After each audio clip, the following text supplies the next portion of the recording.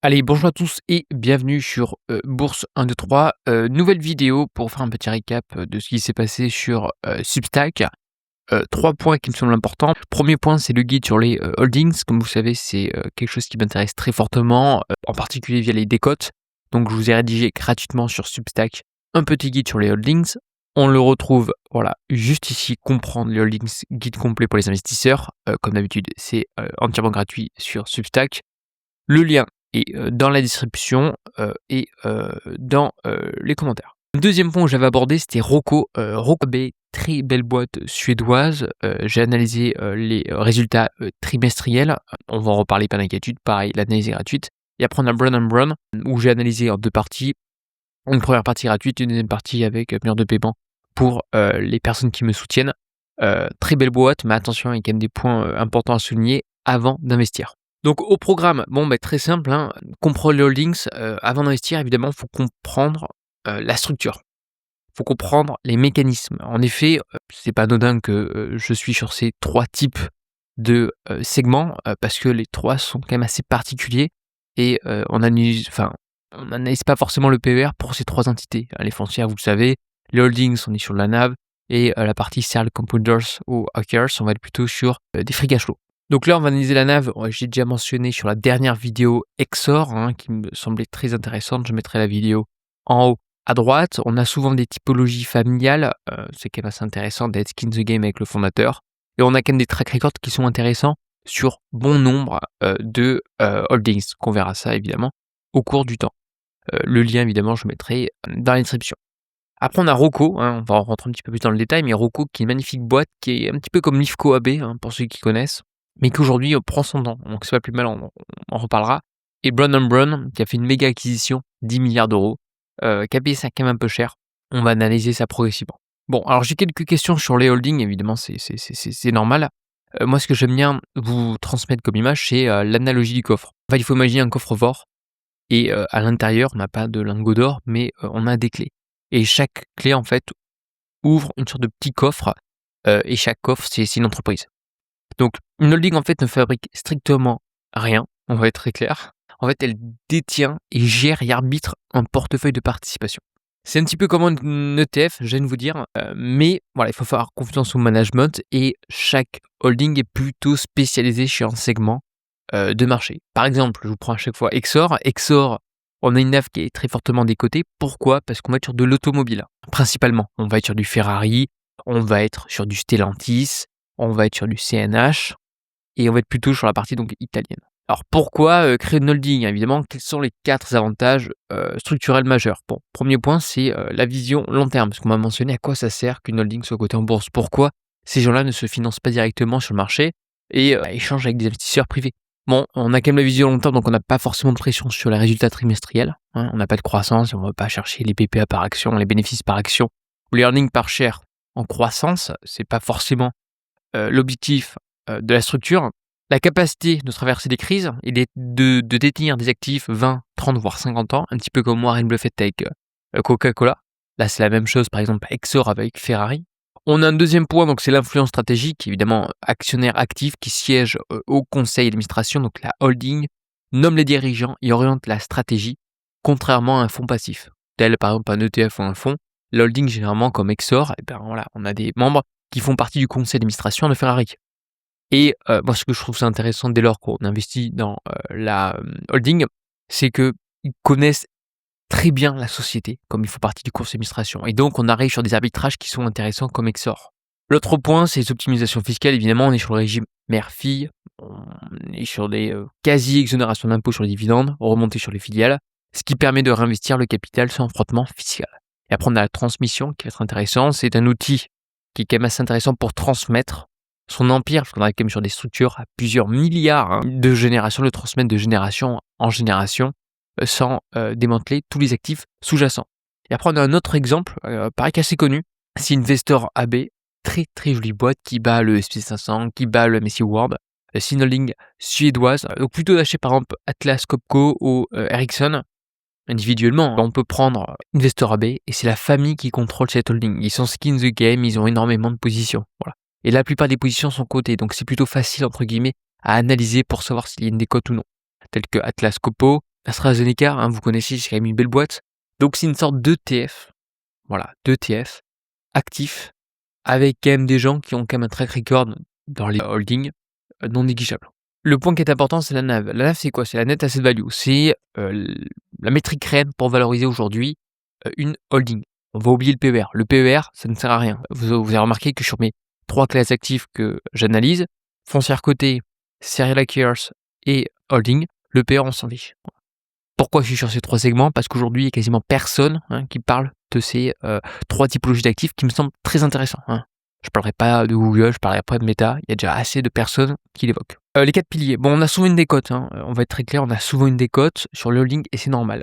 Ce qu'il faut regarder, c'est les frais de structure, entre 0,5 et 1,5 hein. Ça commence à être cher, par rapport à une TEF, je suis d'accord avec vous, mais derrière, il y a un vrai management qui est skin the game principalement, et qui a vraiment un arbitrage qui est conséquent. Comme on a vu, Exor, Ferrari, Sofina, voilà, il y en a énormément et il y a quand même une gestion qui est vraiment active. Fiscalité latente et illiquidité des titres, ça va dépendre encore une fois de l'holding sélectionné. Alors la règle du non-côté, on va parler du private equity qui est souvent un petit peu à la mode aujourd'hui. Moi ce que je préfère à titre personnel, c'est trouver le juste milieu, c'est-à-dire d'une part la liquidité, mais d'être investi sur du PE. Et il y a certaines holdings qui le proposent. Par exemple en Belgique, on a Broderode avec des performances qui sont très bonnes.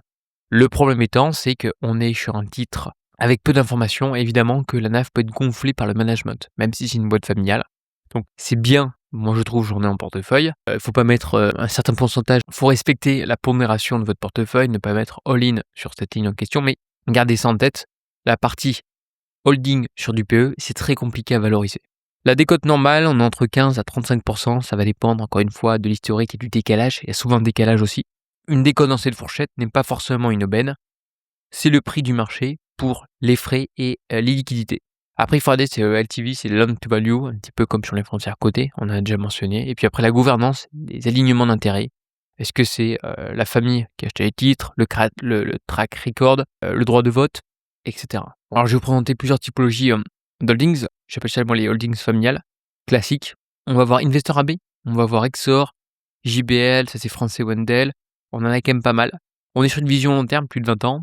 On a un contrôle familial, portefeuille qui est plutôt concentré mais qui est quand même plutôt stable. Et on a une décote aux alentours de 15 à 35, encore une fois, ça va dépendre de la structure.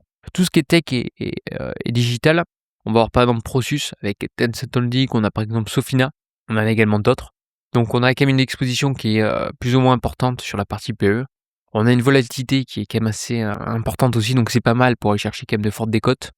Et puis on dépend quand même de 2-3 lignes qui sont importantes et c'est là vraiment où ils jurent leur succès. Alors des cotes massives jusqu'à 60, ça fait quand même beaucoup, ça dépend de la valorisation, mais je sais que Prosus, moi à l'époque quand je l'avais acheté, il y avait une très très grosse décote parce qu'on était sur Tencent Holding et qui est une entité chinoise qui fait partie des BATS, c'est-à-dire Baidu, Alibaba, Tencent, Xiaomi, c'est un petit peu les GAFAM chinoises. Il y avait une très très grosse décote. Pareil, lors des grosses corrections, Sofina également.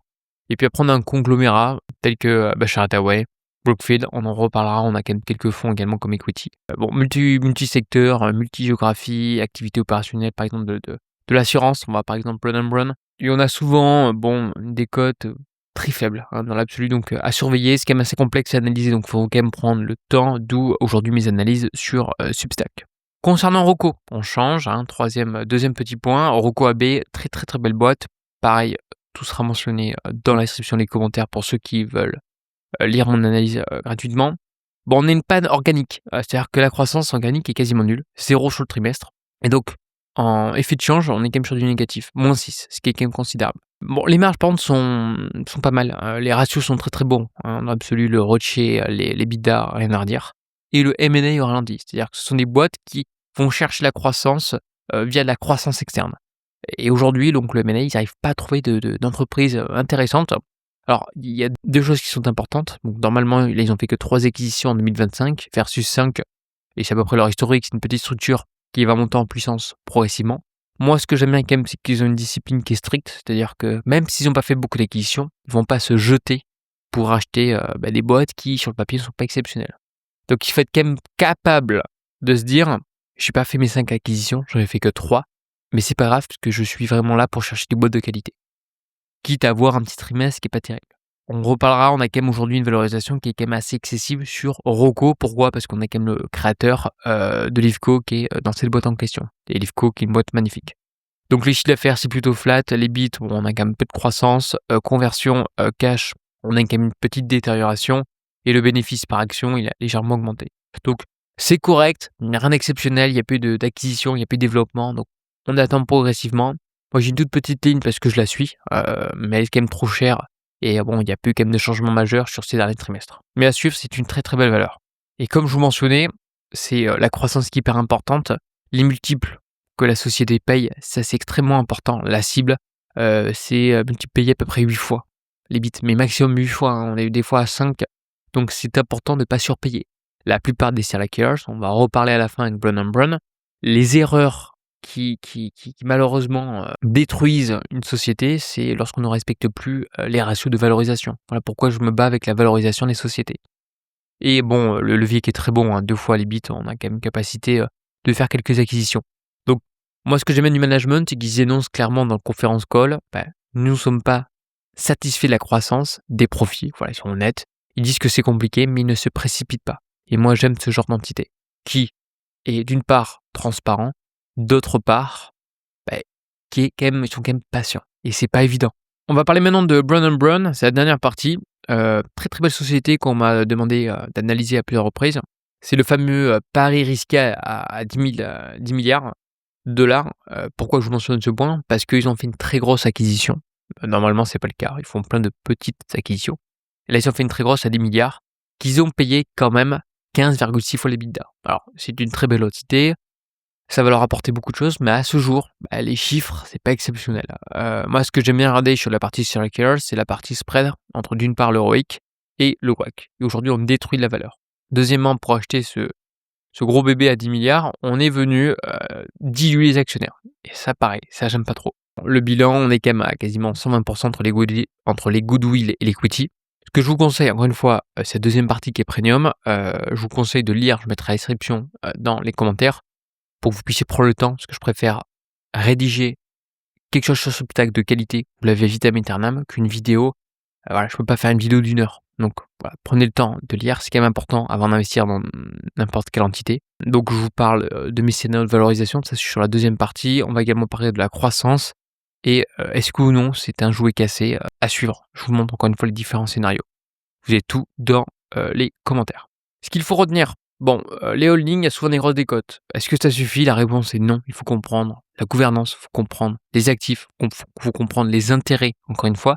Évidemment qu'il y a des value traps, hein, comme dans n'importe quelle entité, mais très peu de monde en parle des holdings. Moi, c'est quelque chose qui m'intéresse et je rappelle encore une fois qu'on a des holdings de qualité qui ont su performer le SP500, le MSCI World depuis de nombreuses années.